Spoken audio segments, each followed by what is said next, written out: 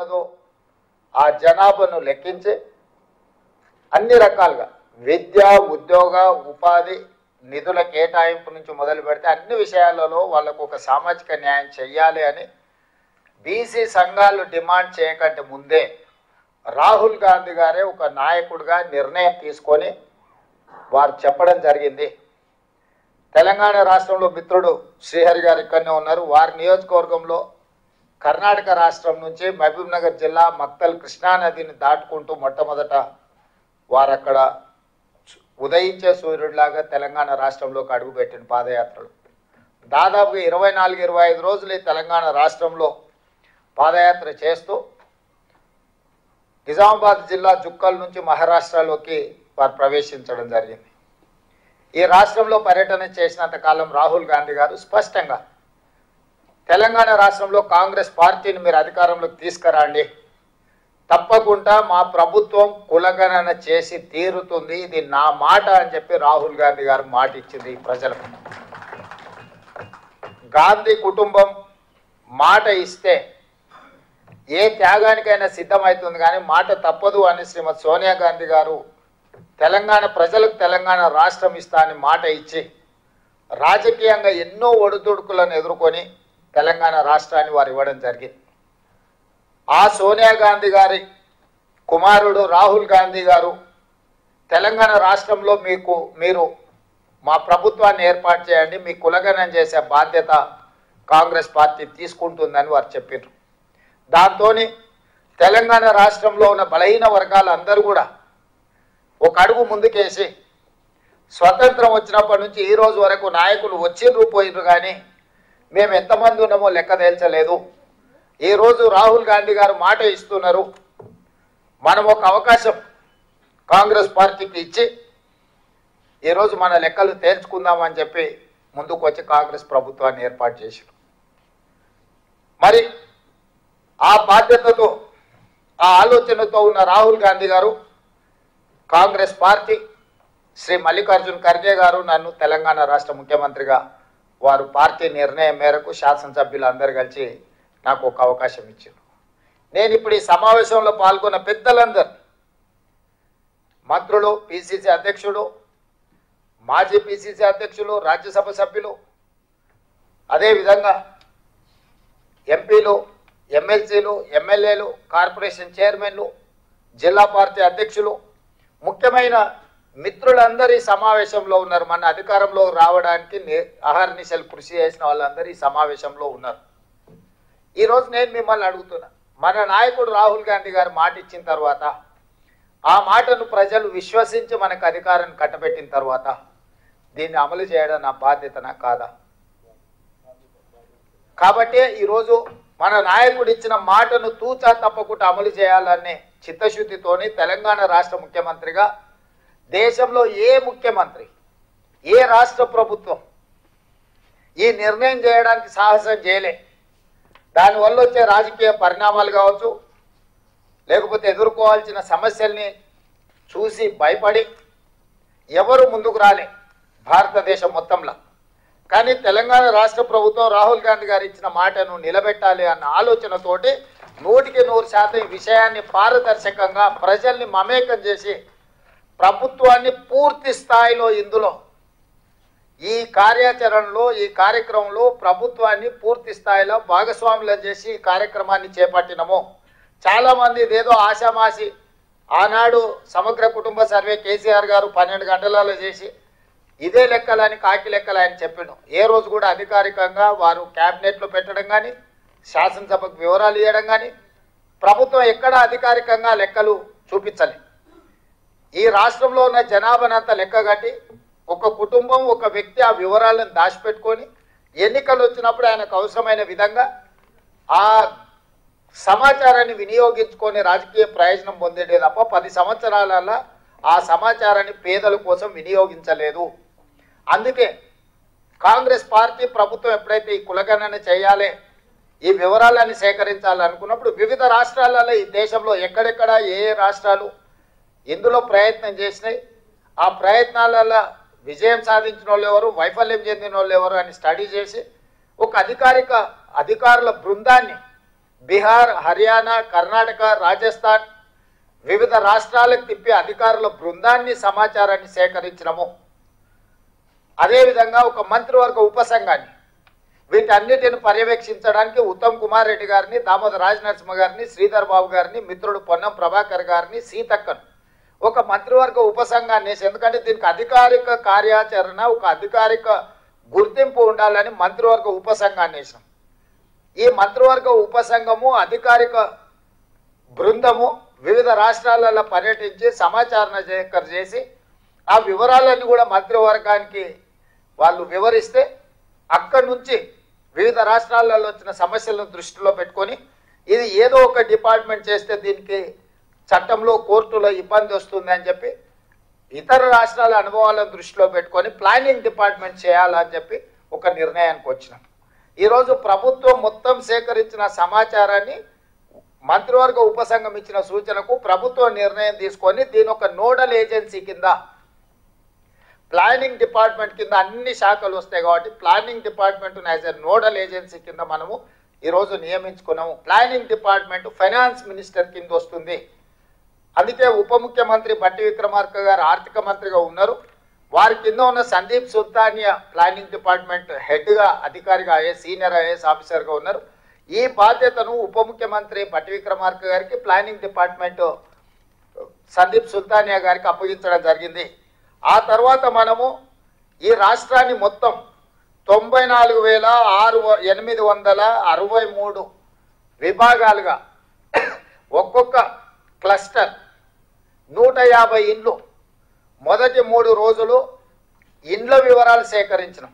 ఇట్లా ప్రతి ఇంటికి వెళ్ళి ఒక స్టిక్కర్, ప్రతి ఇంటికి వెళ్ళి ఆ ఇంటికి ఒక నెంబర్ వేసి ఫస్ట్ ఇండ్ల సమాచారాన్ని సేకరించినాం. 3 రోజులు ఇదే ప్రక్రియ మీద 94,863 మంది ఎన్రోలర్స్ ఇల్లు తిరిగి ఇంటికి స్టిక్కర్లు అంటించి ఫస్ట్ ఇండ్ల లెక్క రాసుకొచ్చారు. వీళ్ళు పనిచేస్తున్నారా లేదా అని పర్యవేక్షించడానికి 9,628 మందిని సూపర్వైజర్లను ప్రతి 10 మంది ఎన్రోలర్స్కి ఒక సూపర్వైజర్ని పెట్టాం. ఈ 10 మంది ఎన్రోలర్స్ ఇల్లు తిరిగి ఇంటికి స్టిక్కర్ అంటించి ఆ ఇళ్ళ వివరాలు సేకరిస్తున్నారా లేదా అని చెప్పి సూపర్వైజర్లను నియమించినాం. వీళ్ళ మీద మండల స్థాయిలో ఒక అధికారిని వేసినాం. ఆ మండల స్థాయి అధికారుల మీద ఒక అడిషనల్ కలెక్టర్ స్థాయి, జిల్లా స్థాయి ఇంకొక అధికారిని నియమించాం. ఆ పైన కలెక్టర్ను పెట్టినాం. అంటే కలెక్టరు, అడిషనల్ కలెక్టరు, మండల స్థాయి అధికారి, ప్రతి 10 మంది ఎన్రోలర్స్కి ఒక సూపర్వైజరు, ఆ కింద ప్రతి 150 ఇళ్లకు ఒక ఎన్రోలర్. ఇంత వ్యవస్థను పక్కడబందిగా 1,03,889 మందిని ఈ ప్రక్రియలో భాగస్వాములను చేసినాము. ప్రభుత్వంలో ఉన్న 15 శాఖలకు సంబంధించిన సిబ్బందిని మనం ఇందులో వినియోగించినాం. అందులో ప్రధానంగా టీచర్లు, ఇతర విభాగాలకు సంబంధించిన అధికారులను వెళ్ళి ఈ 150 ఇళ్లకు సంబంధించిన సమాచారాన్ని తీసుకురావాలని ఇచ్చినాం. వాళ్ళకి రెగ్యులర్గా గవర్నమెంట్ ఇచ్చే జీతమే ఇస్తే వాళ్ళకి ఇంట్రెస్ట్ ఉండదని చెప్పి ఈ ఎన్రోలర్స్గా పాల్గొన్న వాళ్ళకు కూడా మనం ఒక్కొక్కరికి 10,000 రూపాయలు ఇవి చేయడానికి వాళ్ళకు ప్రత్యేకంగా నిధులు ఇచ్చినాం. 160 కోట్ల రూపాయలు మొత్తం ప్రభుత్వ అధికారులు పనిచేసిన అదనంగా 160 కోట్ల రూపాయల నిధులను కేటాయించి 50 రోజులు నిరంతరం 1,03,889 మంది ప్రభుత్వ సిబ్బంది ఇల్లు తిరిగి సమాచారాన్ని సేకరించారు. ఈ సేకరించిన సమాచారం మొదట ఇండ్లకు ఇట్లా స్టిక్కర్లు అతికించి ఇండ్ల లెక్క తీసినాం. ఆ తర్వాత మొత్తం 8 పేజీల సమాచారం ఇట్లా ప్రతి పేజీలో సమాచారాన్ని సేకరించి చివరి పేజీలో 8వ పేజీలో ఇక్కడ ఇంటి యజమాని సంతకం, ఇక్కడ ఎన్రోలర్ సంతకం, ఎన్యూమరేట్ చేసిన ఎన్రోలర్ సంతకం, ఇక్కడ సూపర్వైజర్ సంతకం. ఇందులో 8 పేజీలలో ఇచ్చిన సమాచారం ఆ ఇంటి యజమాని మొత్తం చదివి ఇన్న తర్వాత సంతకం పెట్టి ఇచ్చిన సమాచారం. ఇది ప్రభుత్వ సిబ్బంది పోయి ఇంటి ముందర కూర్చోనో లేకపోతే ఇంటి బయట ఎవరినో వేరేళ్ళని అడిగి ఇంటి ఆయన ఏ కులమయ్యా లేకపోతే ఇంటి ఆయన ఏం చేస్తాడని అడిగి సేకరించిన సమాచారం కాదు. ఇవాళ ఇక్కడ ఉన్న మిత్రులందరికీ 8 పేజీలల్లా ప్రతి కాలం 57 కాలమ్స్ ఉన్నాయి. దీంట్లో ప్రతి కాలం ఇంటి యజమాని ఇచ్చిన సమాచారంతో పాటు ఇంటి యజమాని సంతకం తీసుకొని వాళ్ళ మొబైల్ నెంబర్ తీసుకొని సేకరించిన ఎన్యూమరేటర్ సంతకం పెట్టి ఈ ఎన్యూమరేటర్ మీద ఉన్న సూపర్వైజర్ సంతకం పెట్టి ప్రతి 150 ఇళ్లకు సంబంధించిన సమాచారాన్ని క్రోడీకరించి కంప్యూటరీకరించినము. 36,000 మంది డేటా ఎంట్రీ ఆపరేటర్లను సపరేట్గా ఈ 1,03,889 మంది సమాచారం సేకరించిన సిబ్బంది కాకుండా డేటా ఎంట్రీ ఆపరేటర్లను 36,000 మంది సిబ్బందిని అదనంగా తీసుకొని ఈ 36,000 మంది సిబ్బంది ఏ ఎన్రోలర్ ఎవరైతే ఉన్నాడో ఆ 150 ఇట్లాంటి 8 పేజీల సమాచారాన్ని తీసుకొని అతనే కంప్యూటర్ ఆపరేటర్ పక్కన కూర్చొని ఒక్కొక్క వివరాలు కంప్యూటర్లో ఎంట్రీ చేయించి, ఎందుకంటే గతంలో సమగ్ర కుటుంబ సర్వే చేసినప్పుడు ఎస్సీ ఎస్సీ ఉపకులాల సమాచారము ఈరోజు ఉన్నాయి 59 కులాలు, కానీ సమగ్ర కుటుంబ సర్వేలో ఒక రోజులో చేరడం వల్ల 82 కులాలుగా ఎస్సీ ఎస్సీ ఉపకులాలను రాసుకొచ్చారు వాళ్ళు. ఎందుకు 82 కులాలు వచ్చినా నేను స్టడీ చేసిన 82 ఎందుకు మోచి MOCHI ఆ కులం, కానీ కొందరు ముచ్చి అని రాసిన పోయినాడు MUCHI అని రాసిన. ఆ కంప్యూటర్ కొట్టేటోడు మోచిని ఒక కులం కింద కొట్టిండు, ముచ్చి ఇంకొక కులం కింద కొట్టిండు. చెండాడ అని ఒక కులం ఉంది, CHA NDA DA ఉండాల్సిన దగ్గర చెండాండా అని కొట్టుకొచ్చాడు. సో అదొక కులం కింద ఇదొక కులం కింద చివరికి ఎస్సీ ఎస్సీ ఉపకులాలు 82 కులాలుగా మారినాయి. అంటే రాసుకొచ్చినోడు ఒకడు, కంప్యూటర్లో ఎంట్రీ చేసినోడు ఒకడు, ఇవి బయటికి చెప్పినోడు ఒకడు. ఎవరికి పొంతం లేకపోవడంతో సమగ్ర కుటుంబ సర్వే చంద్రశేఖరరావు ఏదైతే లెక్కలు చెప్తున్నాడో తప్పుడు లెక్కలుగా అర్థం పర్థం లేని లెక్కలుగా మారి అవి బయట పెడితే వాళ్ళ బరువు పోతుంది.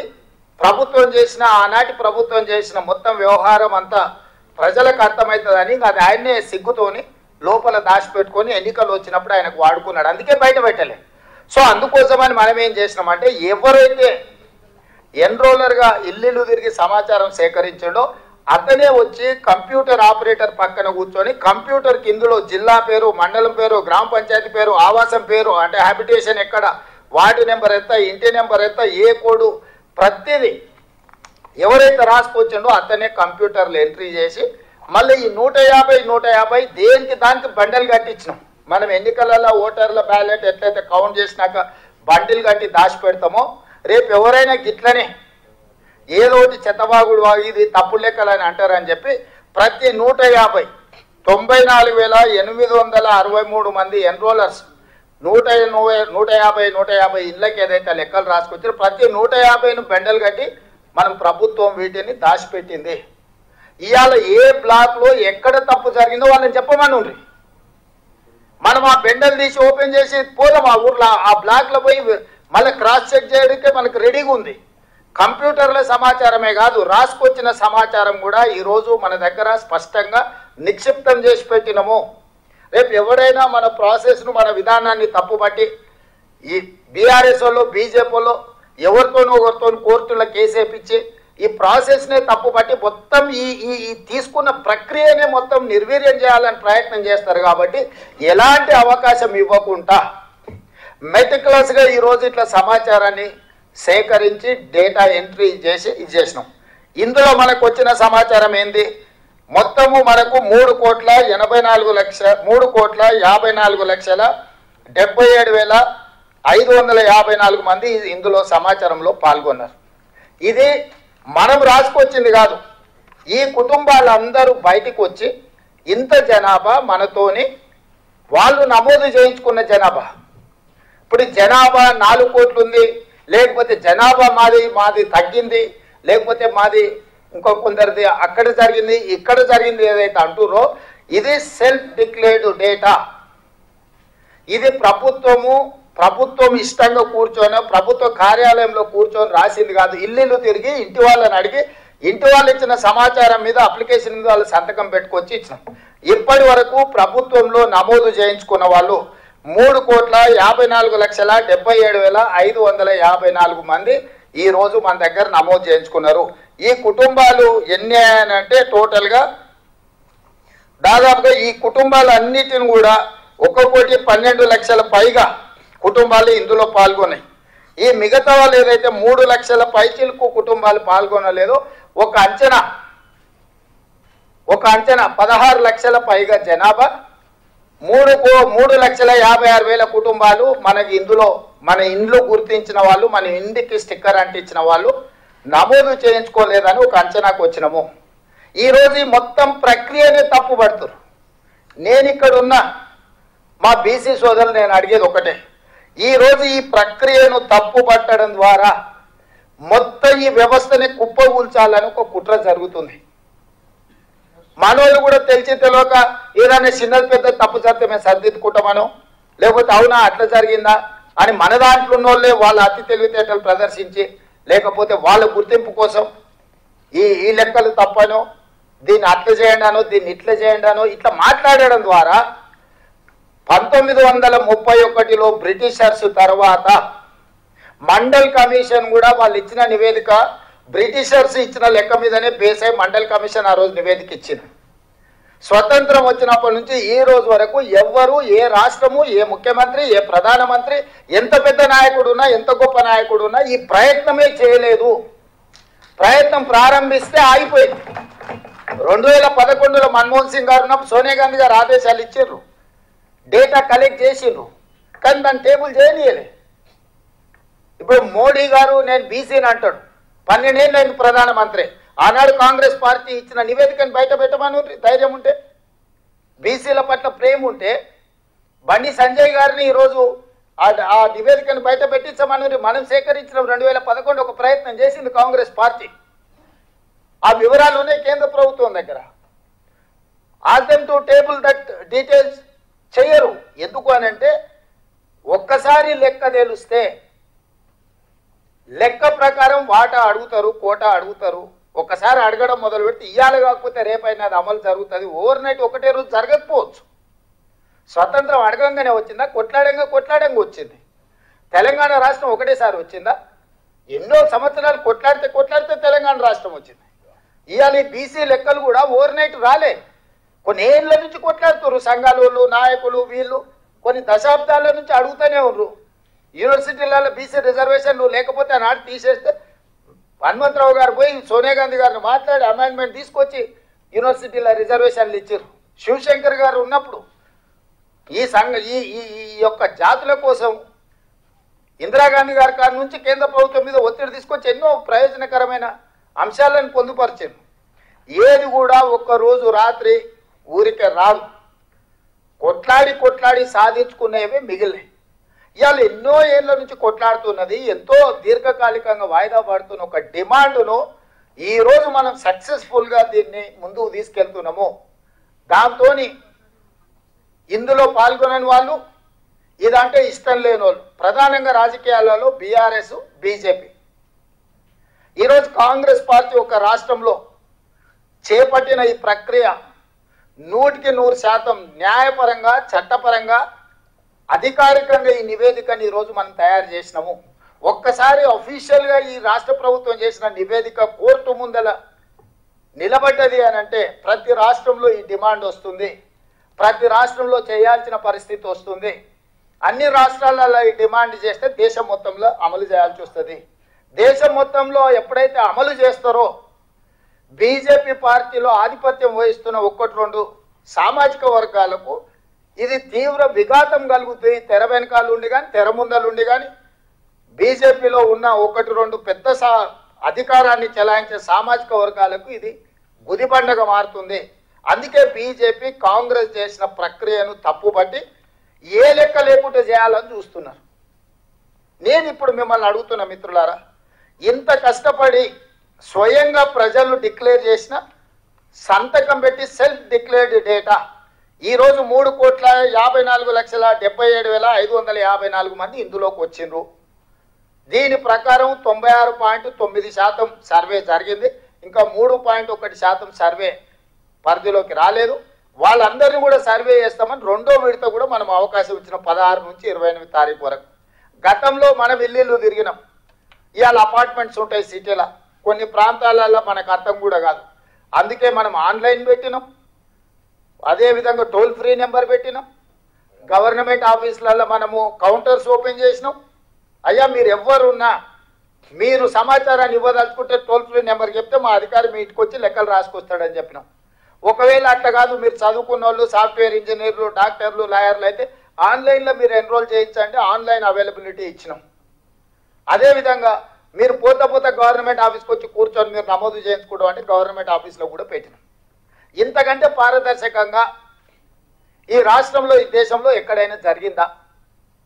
ఇంత పారదర్శకంగా మనం చేస్తున్నా చంద్రశేఖరరావు గారు, హరీష్ రావు గారు, తారక రామారావు గారు ఇప్పటి వరకు నమోదు చేయించుకోలే.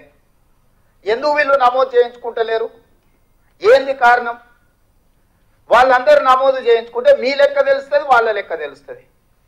50% పైన ఉన్న మీ లెక్క తెలుస్తుంది, 60% ఉన్న వాళ్ళ లెక్క తెలిస్తే రేపు పొద్దుగాల మీరు అడుగుతారు కదా. పోయిన మంత్రివర్గంలో ఎవరెవరు ఉన్నారు? చంద్రశేఖరరావు, హరీష్ రావు, తారక రామారావు, దయాకర్ రావు, వినోద్ రావు, ఎంతమంది మంత్రులు ఉన్నారు? మీరు అడుగుతారు కదా. 60% ఉంటే మీరు కన్య తీసుకుంటే మరి 50% పైన ఉన్న మరి మా సంగతి ఏం సార్ అని మీరు లెక్కలు అడుగుతారని. ఎట్టి పరిస్థితుల్లో ఈ లెక్క అనేది ముద్ర కాకూడదు, ఈ లెక్క అనేది జరగకూడదు. జరగకూడదు అంటే ఈ లెక్కనే తప్పుడు లెక్క అని చెప్పి మన మీద బురద చల్లితే ఇక వీళ్ళు వెనక్కి పోతారు, భయపడతారు. మనోళ్ళు కూడా ఏ లెక్క లేని దగ్గర ఏదో ఒక లెక్క పెట్టుకొని మాది అంతుండే ఇప్పుడు ఇంత తగ్గిందని. అయ్యా నేను ఈరోజు చెప్తున్నా, మన మిత్రులు వినయ్ కుమార్ గారు ఒక మాట చెప్పారు.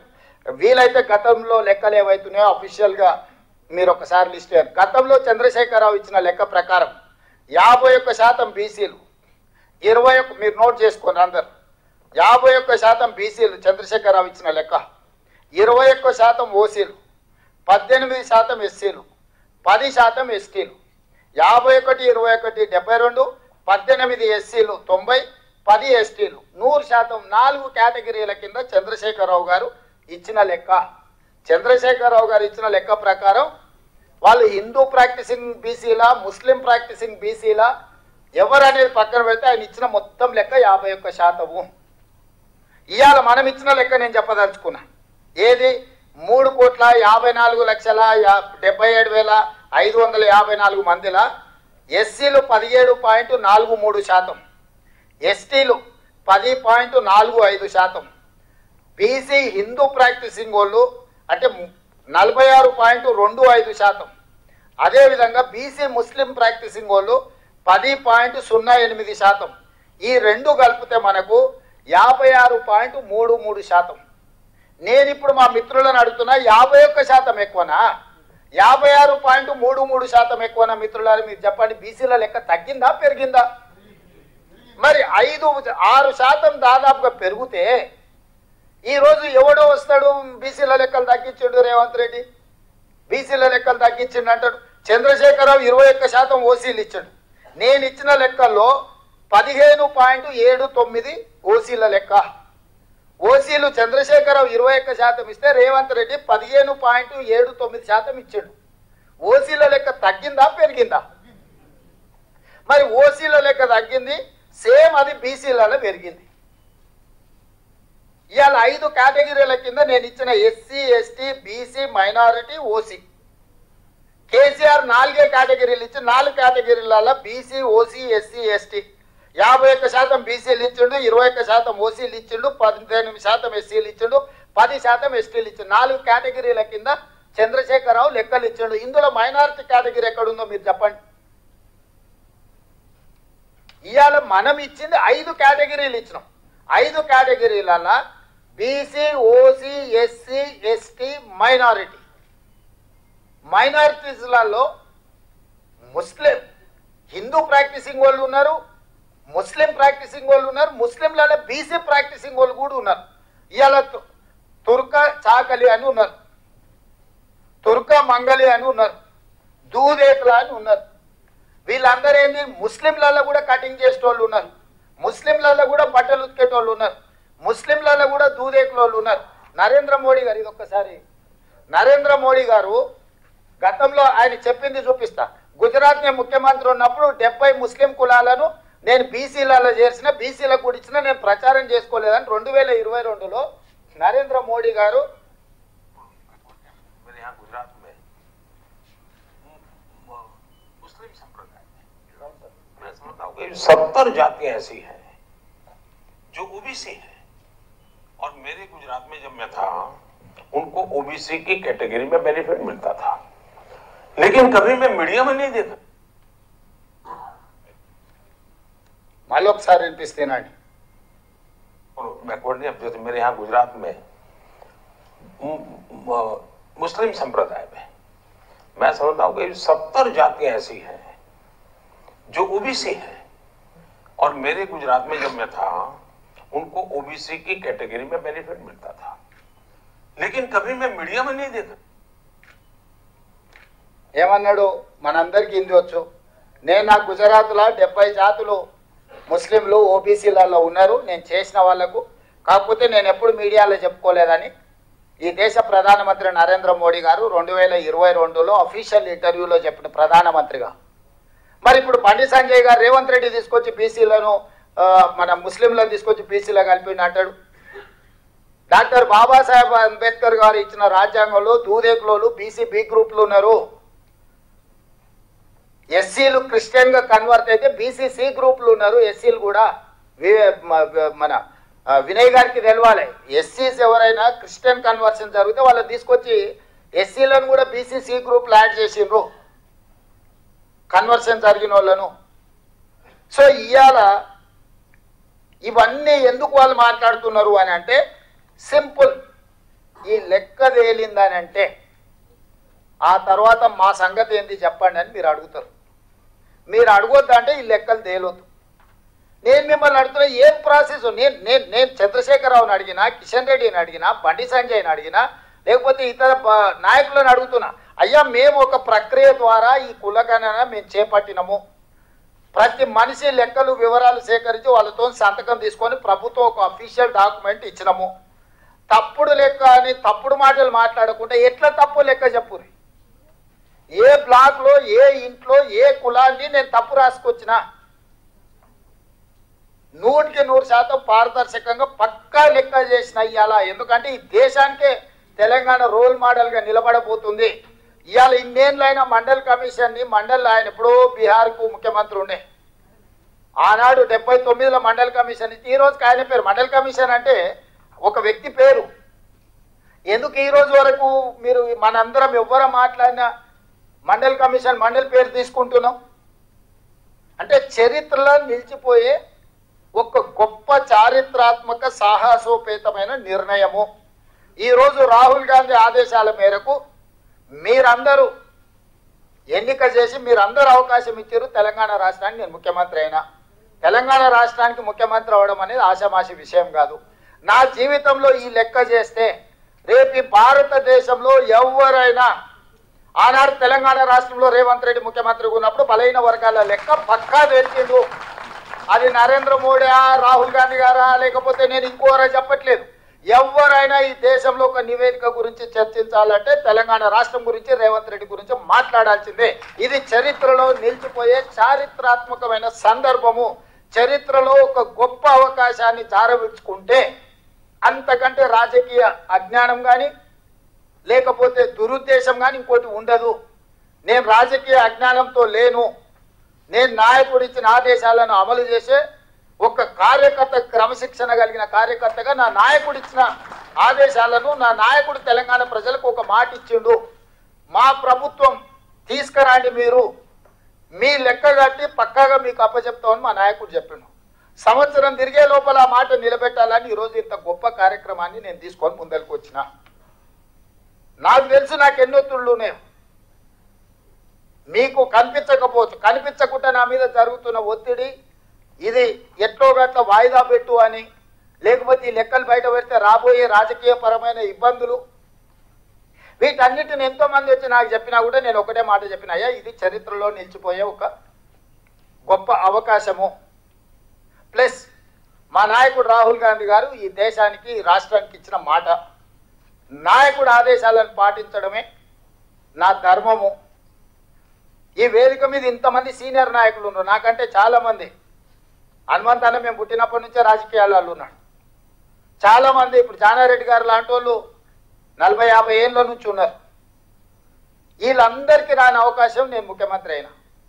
వీళ్ళందరికీ రాని అవకాశం నాకు ముఖ్యమంత్రి అయ్యే అవకాశం చిన్న వయసులో వచ్చింది. ఎందుకు వచ్చింది? ఆనాడు ఆ నాయకుడితోనైనా నాయకుడు ఏం కోరుకుంటాడో, నాయకుడు ఏం ఆదేశిస్తాడో 100% నాయకుడు ఆదేశాల మేరకు పార్టీ నిర్ణయం మేరకు పనిచేసిన కాబట్టి నాకు అవకాశాలు వచ్చినాయి. ఈనాడు కూడా కాంగ్రెస్ పార్టీ మన నాయకుడు రాహుల్ గాంధీ గారు 100% ఇది అద్భుతంగా చెయ్యాలని వారు కోరుకుంటున్నారు.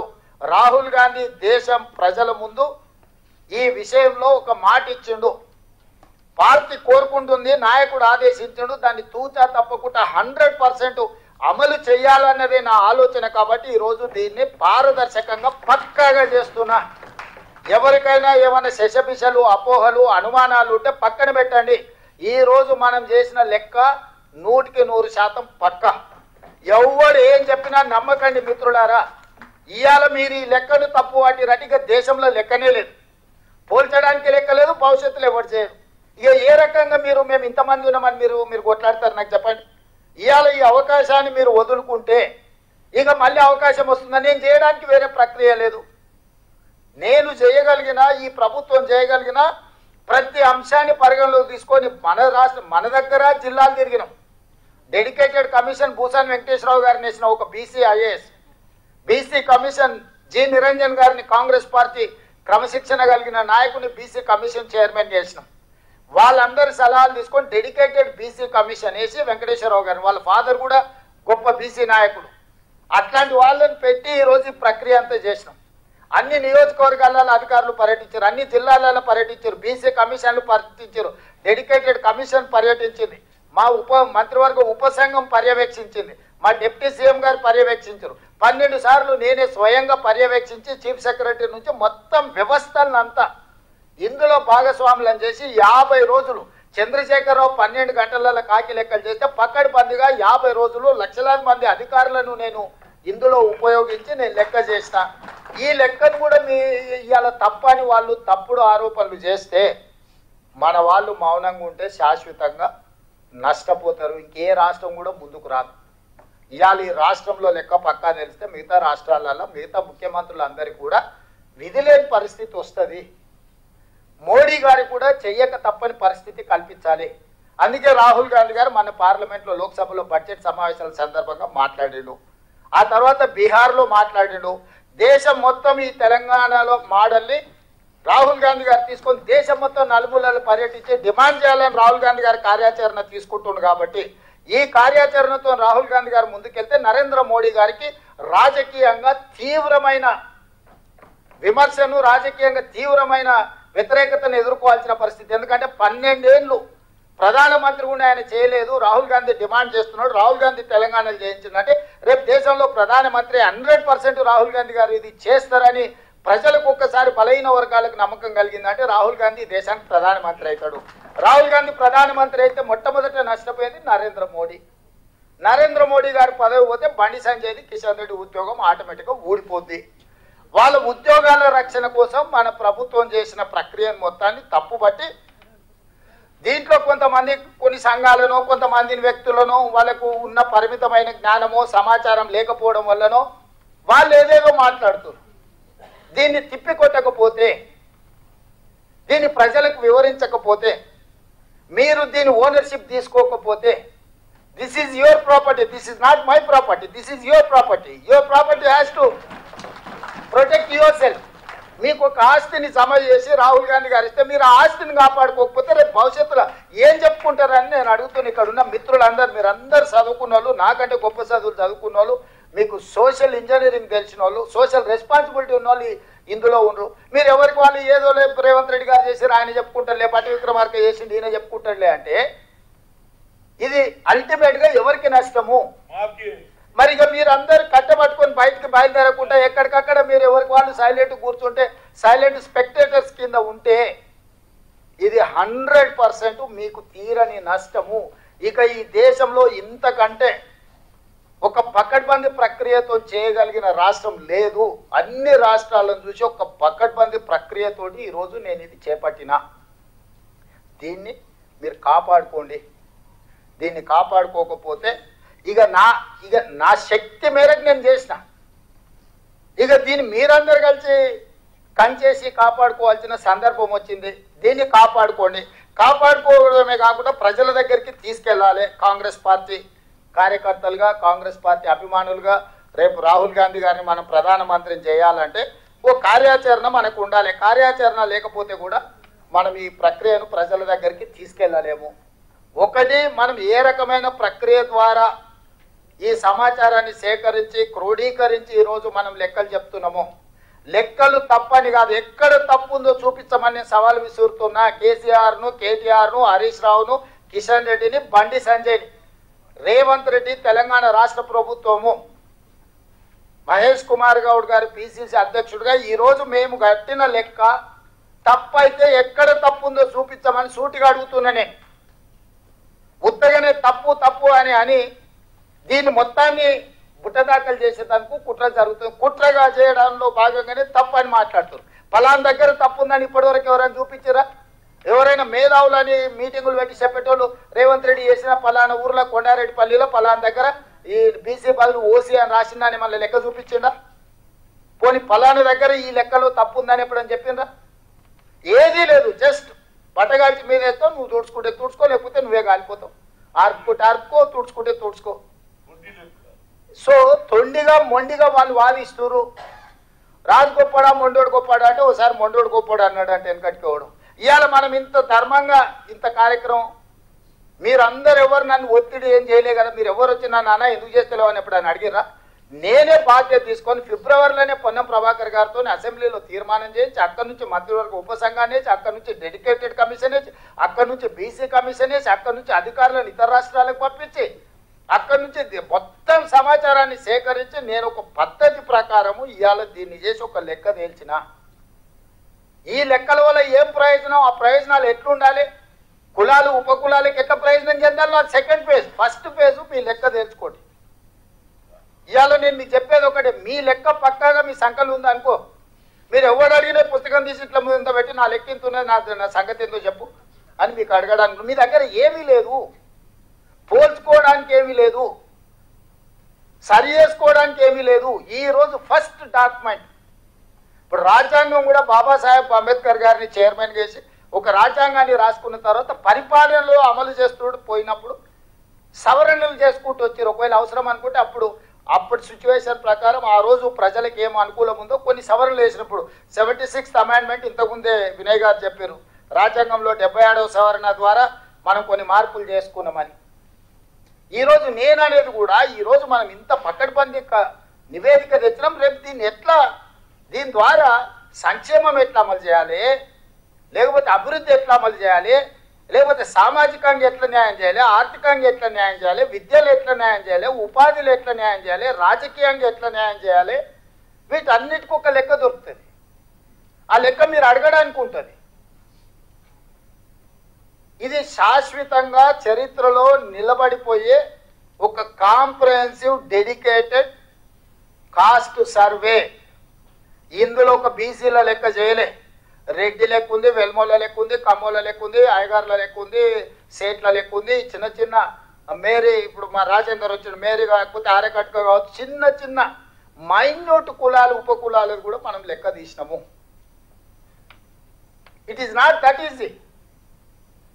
No politician can take this type of risk. I have taken that because of my leader has committed something. I wanted to deliver that.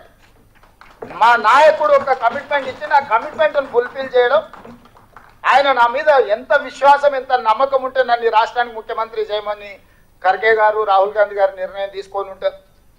100% నా మీద విశ్వాసం నమ్మకం పెట్టినరు ఖర్గే గారు రాహుల్ గాంధీ గారు. అంటే ఈరోజు దాన్ని నిలబెట్టుకునే బాధ్యత నా మీద ఉన్నది.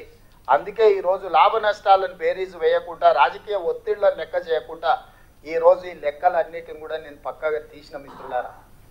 ఇది క్యాజువల్గా జరగలే. ఎన్నో రివ్యూస్ మీటింగ్స్, ఎన్నో ఇన్స్ట్రక్షన్స్, ఎన్నో ఫాలోఅప్లు చేసి ప్రతి కలెక్టర్తో నేను మాట్లాడిన, కలెక్టర్స్ కాన్ఫరెన్స్ చేసిన, కలెక్టర్లను ఇక్కడికి పిలిచి కలెక్టర్స్తో కంప్లీట్గా ఇంటరాక్ట్ చేసిన, అన్ని కలెక్టర్లను ఎట్లా చేయాలనేది అందరు ఆఫీసర్లు నేను పర్సనల్గా సెక్రటేరియట్ పిలిచి గంటల కొద్దీ కూర్చోబెట్టి వాళ్ళందరికీ సూచనలు ఇచ్చి ఎక్కడ కూడా మిస్టేక్ జరిగితే అసలు ప్రభుత్వం ఎవరిని స్పేర్ చేయదు, ఎవరిని క్షమించదు అని చెప్పి వాళ్ళందరిని కూడా ఒక క్రమశిక్షణతో కూడుకున్న కార్యాచరణతో ఈరోజు ఈ లెక్కలు తేల్చినాము. ఈ 16 నుంచి 28 వరకు కూడా రెండో విడత ఎవరైతే నమోదు చేయించుకోలేదో వాళ్ళ లెక్కలు వచ్చిన తర్వాత దీనికి చట్టబద్ధత కల్పించడానికి మనం పూర్తిగా నిర్ణయం తీసుకున్నాము. That is final document.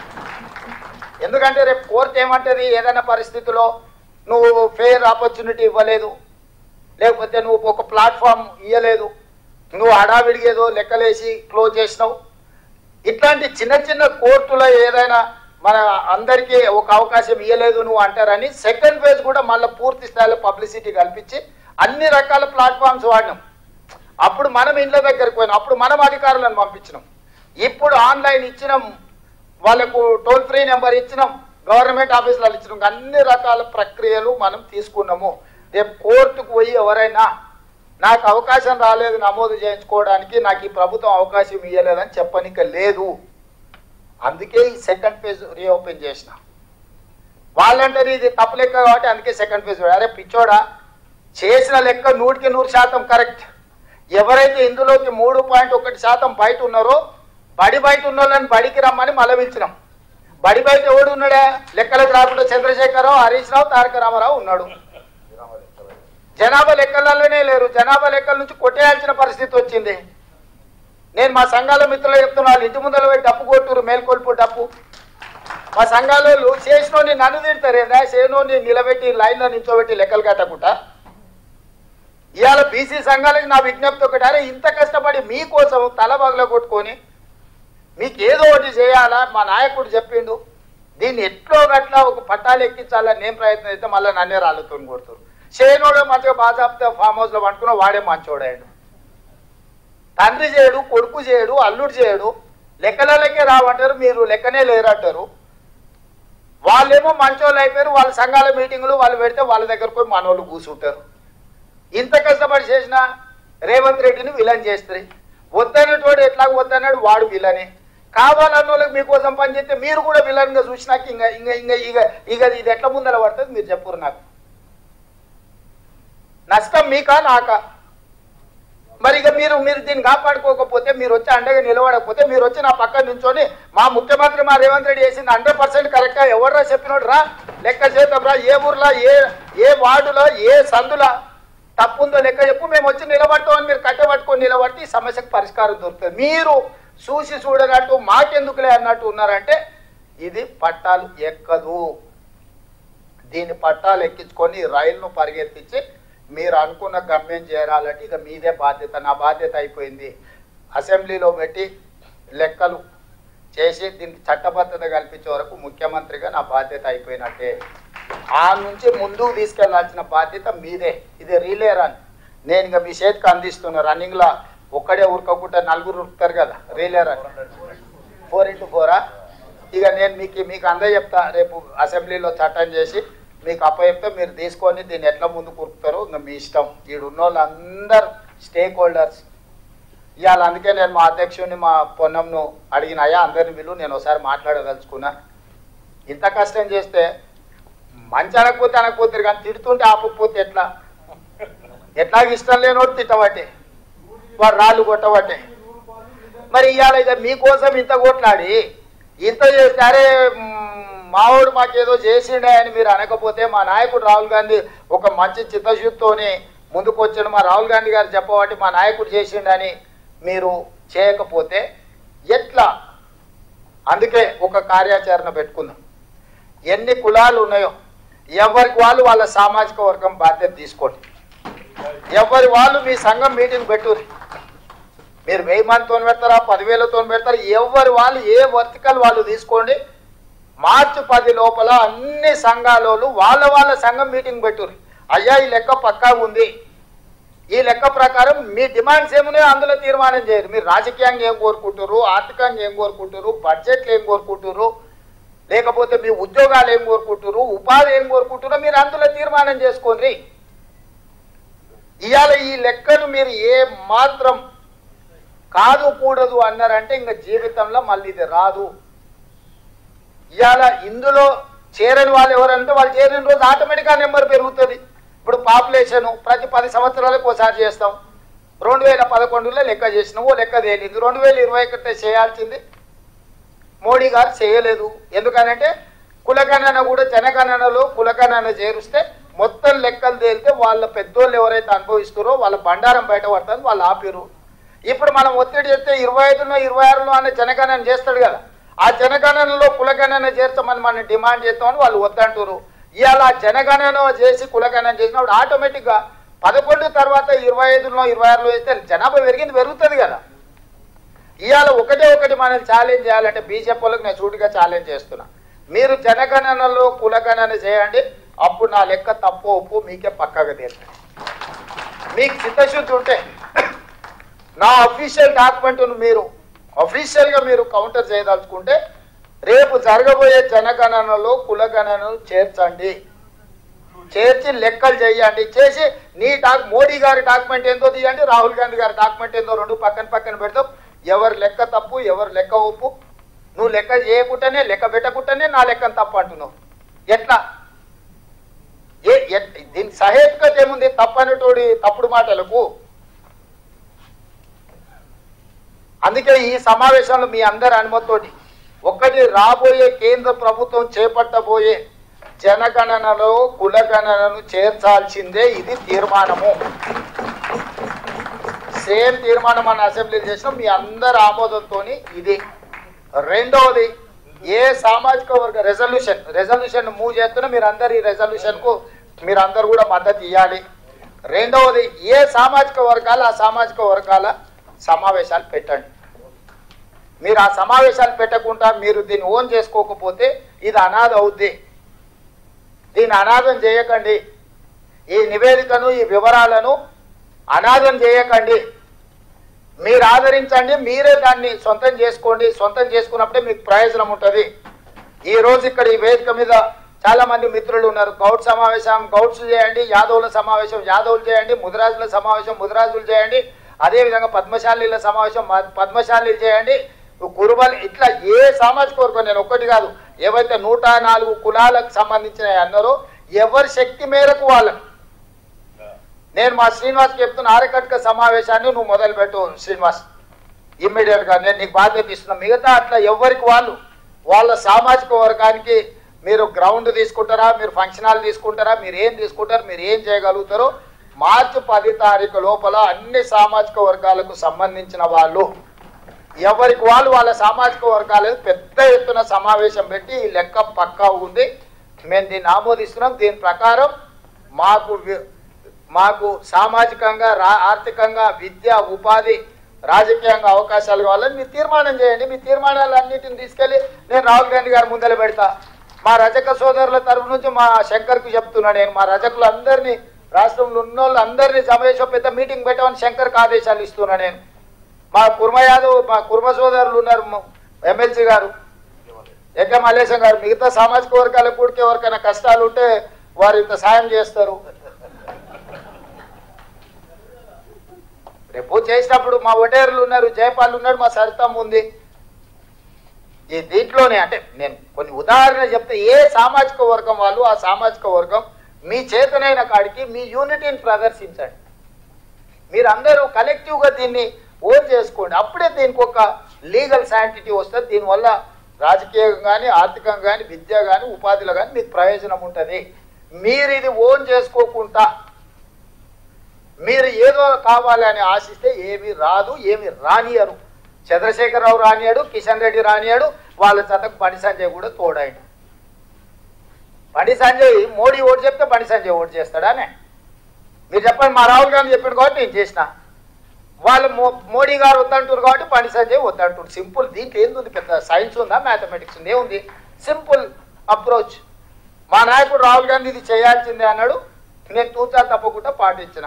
వాళ్ళ నాయకుడు మోడీ బీసీల లెక్కలు వద్దన్నాడు, బండి సంజయ్ వద్దంటుండు. బండి సంజయ్ ఇష్టం ఎవరు అడిగిర్రు? మనం కావాలనుకుంటున్నాం, కావాలనుకున్న వాళ్ళు మన సైడ్ నిలబడు, వద్దనుకునే వాళ్ళు వాళ్ళ సైడ్ నిలబడు. సింపుల్. అందుకే దీంట్లో ఈ సమావేశంలో మీరు కార్యాచరణ మా పిసిసి అధ్యక్షుడికి మా మిత్రుడు పొన్నం ప్రభాకర్ గారికి నా సూచన, ఏ సామాజిక వర్గాలకు వాళ్లకు ముఖ్యమైన నాయకులకు బాధ్యత ఇవ్వండి. ఏ డేట్ నాడు వాళ్ళు సమావేశం పెట్టుకుంటారు, ఏ డేట్ నాడు వాళ్ళు నిర్వహించుకుంటారు, వాళ్ళ నిర్వహణ చేసుకోవడానికి వాళ్ళని ఇచ్చేయండి. ఏదైనా చిన్నదో పెద్దదో ఏదైనా ఎవరైనా బలహీనంగా ఉండి పూర్తిగా ఇబ్బందికరమైన పరిస్థితి ఉంటే మా ఎక్క మల్లేశం ఉన్నాడు, లేకపోతే ఇటు పక్కన మా సోదరుడు మా మధు నీలం మధు ఉన్నాడు. ఇట్లా బలహీన వర్గాల బలంగా ఉన్న వాళ్ళు కూడా కొంతమంది ఉన్నారు. మా బీర్ల ఐలే ఉన్నాడు. ఇట్లా బలహీన వర్గాల బలంగా ఉన్న వాళ్ళు కూడా వాళ్ళని ఆదుకుంటారు, అదేమి ఇబ్బంది కాదు.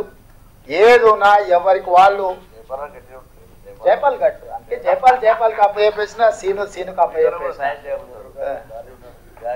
అట్లా ఇక మీ ఇష్టం, ఆ సైడ్ నేను బోధించుకోలేదు. సో నా సూచన ఒక్కటే, ఒకరు సహకరించుకొని దీన్ని మనము ఓనర్షిప్ తీసుకోవాలి. ఇది ఓనర్షిప్ తీసుకోకపోతే ఇక మనకే నష్టము. ఎందుకనంటే రాహుల్ గాంధీ గారు దీన్ని జాతీయ స్థాయిలో దీన్ని ఈ నివేదికను పెట్టి కేంద్ర ప్రభుత్వం మీద, మోడీ గారి మీద ఒత్తిడి చేయాలనుకుంటున్నారు. రేపు జరగబోయే జనగణనలో కులగణన జరగాలంటే దీనికి ఒక చట్టబద్ధత రావాలి. చట్టబద్ధతతో పాటు ప్రజల ఆమోదం కూడా పొందాలి. చట్టం నేను చేస్తా, కానీ ప్రజల ఆమోదం లార్జర్ తెలంగాణ సమాజం అంతా దీన్ని ఆమోదించిందంటే చేయాల్సిన బాధ్యత మీ అందరి మీద ఉంది. మీ అందరు అది చేయకుండా యూనివర్సిటీలలో సెమినార్లు పెట్టండి. కైలాష్ ఉన్నాడు, లేకపోతే మోటార్ రోహిత్ ఉన్నాడు, యూనివర్సిటీల పిల్లలు మీరు ఉన్నారు కదా, యూనివర్సిటీలలో మీరు సెమినార్స్ పెట్టండి. ఇంత మంచి యాక్టివిటీ చేసినా మేము తీసుకున్నామని యూనివర్సిటీ సెమినార్స్ మొదలు పెట్టండి, ఇంటలెక్చువల్ సెమినార్స్ పెట్టండి. ఇప్పుడు అదర్ సైడ్ వాళ్ళు నెగటివ్ క్యాంపెయిన్ చేస్తున్నారు, వాళ్ళు అన్ని రకాలుగా దీన్ని ముందుకెళ్ళకూడదని వాళ్ళు ఎక్కడైనా సూచన చేసినా మీరు చెప్పండి. నన్ను పక్కన పెట్టండి ముఖ్యమంత్రిగా. ఈడు ఇంతమంది ఉన్నారు కదా, చంద్రశేఖరరావు ఏమైనా సూచన చేసిండా, హరీష్ రావు ఏమైనా చేసిండా, కిషన్ రెడ్డి ఏమైనా చేసిండా, లేకపోతే సంజయ్ ఏమైనా చేసిండా?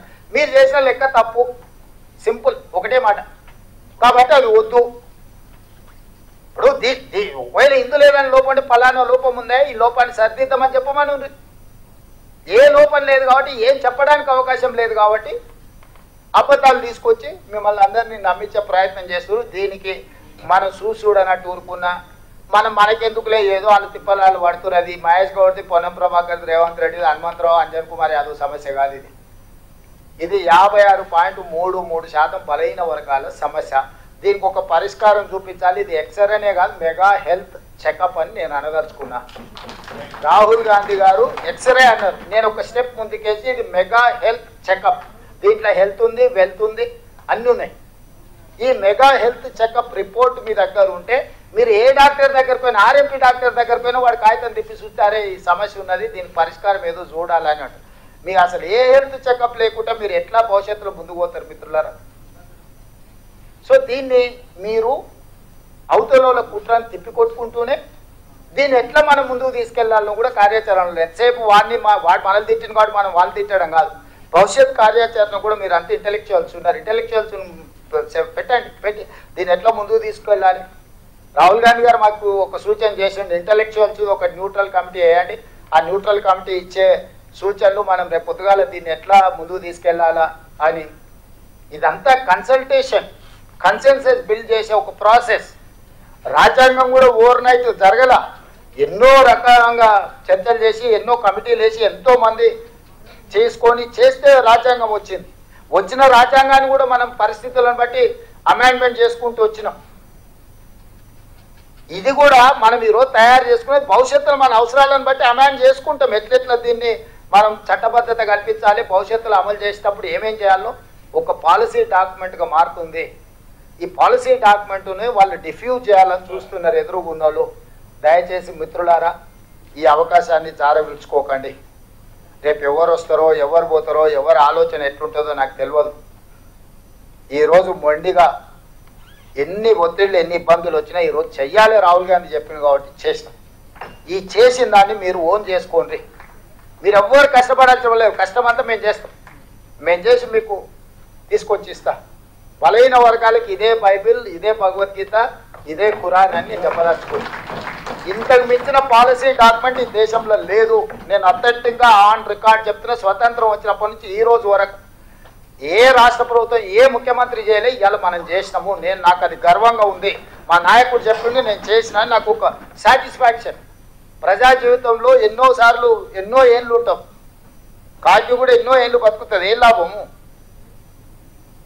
ఒక నాయకుడుగా మొదటి సంవత్సరంలోనే ముఖ్యమంత్రి అయినప్పుడు ఇంత పెద్ద సోషల్ రెవల్యూషన్ని నేను అడ్రస్ చేసినానంటే నాకు కూడా ఒక సాటిస్ఫాక్షన్ జీవితంలో.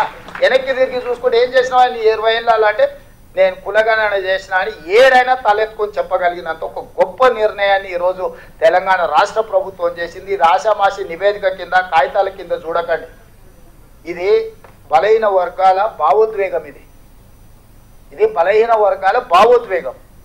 ఈ భావోద్వేగాన్ని నేను గౌరవించి దీన్ని ముందుకు తీసుకెళ్లడానికి ట్రై చేస్తున్నాం. మీరు అందరూ ఈ విషయం మిగతా విషయాలలో నాతో విభేదించినా పర్వాలేదు, ఈ విషయంలో మాత్రం మీరు ఉన్నోళ్ళందరూ కలిసికట్టుగా అండగా నిలబడండి. దీన్ని ముందుకు తీసుకెళ్దాము. నాకు ఇది చిత్తశుద్ధితో ముందుకు తీసుకెళ్లడం తప్ప నాకు వేరే లక్ష్యం లేదు. ఈ లక్ష్యాన్ని ముందుకు తీసుకెళ్దామని చెప్పి మీ అందరికీ తెలియజేస్తూ మీ అందరి దగ్గర సెలవు తీసుకుంటున్నా. ధన్యవాదాలు మిత్రులారా. రేవంత్ రెడ్డి గారు